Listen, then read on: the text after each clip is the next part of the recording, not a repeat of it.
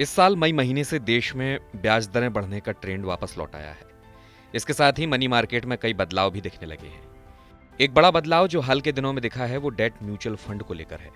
पिछले कुछ समय के दौरान डेट म्यूचुअल फंड की चमक फीकी पड़ने लगी है और इन्वेस्टर्स इनसे दूरी बनाने लगे हैं।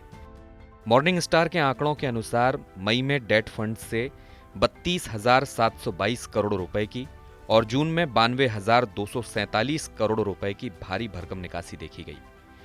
इसके बाद जुलाई में 4,930 करोड़ रुपए और अगस्त में 49,164 करोड़ रुपए का निवेश मिला। हालांकि इसके बाद फिर से बिकवाली का ट्रेंड लौट आया। सितंबर में 65,372 करोड़ रुपए और अक्टूबर में 2,817 करोड़ रुपए के डेट फंड बेचे गए। एनबीएफसी की फंडिंग को लेकर केयर रेटिंग्स की एनालिटिकल कंपनी केयर एज की एक ताजा रिपोर्ट में आए आंकड़ों से भी इस बारे में कुछ संकेत मिलते हैं।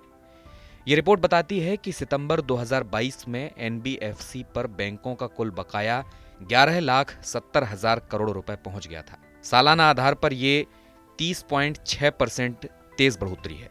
वहीं दूसरी ओर एनबीएफसी में म्यूचुअल फंड्स का डेट एक्सपोजर सितंबर 2022 में कम होकर 1,13,000 करोड़ रुपए पर आ गया। यह सालाना आधार पर 32.6% की भारी भरकम गिरावट है।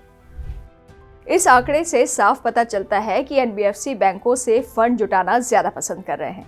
दूसरी ओर म्यूचुअल फंड्स भी बदलते हालात में लंबे समय के लिए अपने कैपिटल को लॉक करने से बचने का प्रयास कर रहे हैं।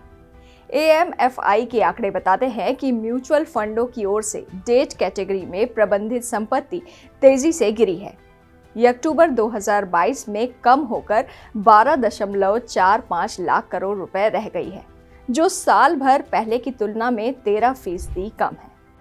केयर एज के अनुसार म्यूचुअल फंड्स के फिक्स्ड टर्म प्लान अपनी लोकप्रियता खो रहे हैं और लिक्विड फंड से हर तिमाही में नियमित आधार पर निकासी देखी जा रही है। डेट फंड से निकासी की सबसे बड़ी वजह है ऊंची ब्याज दरों के दौर का लौटना।